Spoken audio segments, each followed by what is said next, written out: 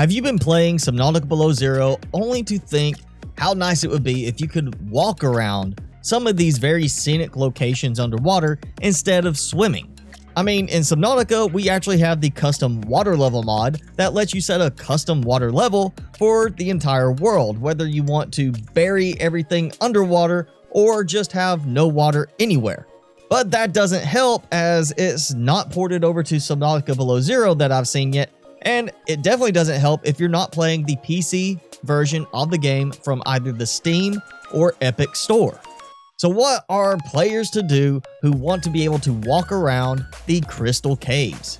Well, today I have a little glitch to show you that will let you take the opportunity to walk around any place underwater in Below Zero, at least for a little while. Now, for this glitch to work, you're going to need two things. The first thing you're going to need is the Pathfinder tool. And the second thing you'll need is either the drop pod or the sea truck. And this is really simple. All you're going to do is take the Pathfinder tool and get in either the drop pod or the sea truck and just go towards the corner. That way you can control where the markers go. So you're going to start shooting out the little marker nodes, which are nice, lovely little discs.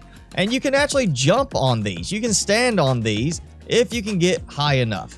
So what you're going to do is just keep pushing them out and try to get up on top of them. And as you keep doing more, it's going to eventually push you out on top of either your drop pod or your sea truck. Now you can see here, I am in survival mode, but I am standing in the water, not swimming. I have water showing up above like normal, so it doesn't actually remove the water visually.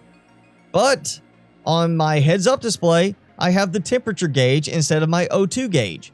My O2 gauge is not going down, so it's not the focal point. And the temperature gauge is not going down because it thinks I am still in the sea truck. I can move around and do everything I would normally do to interact with the environment while I am in this state. And as long as I don't do anything that causes me to transition back into a standing or swimming state, I can roam around indefinitely like I am walking. Now, I said you have to do this in either the drop pod or the sea truck. That is because the Pathfinder does not fire the node disc while it is inside a base. So this won't work in any of your bases. And I know that's a bummer because technically if it worked inside a base, you could do this on dry land and basically give yourself infinite temperature resistance. But it does not work from within a base. So again, all it is you're putting yourself in the corner and then positioning yourself basically on top of the little nodes, and just have to do enough that push you out of either the drop pod or the sea truck.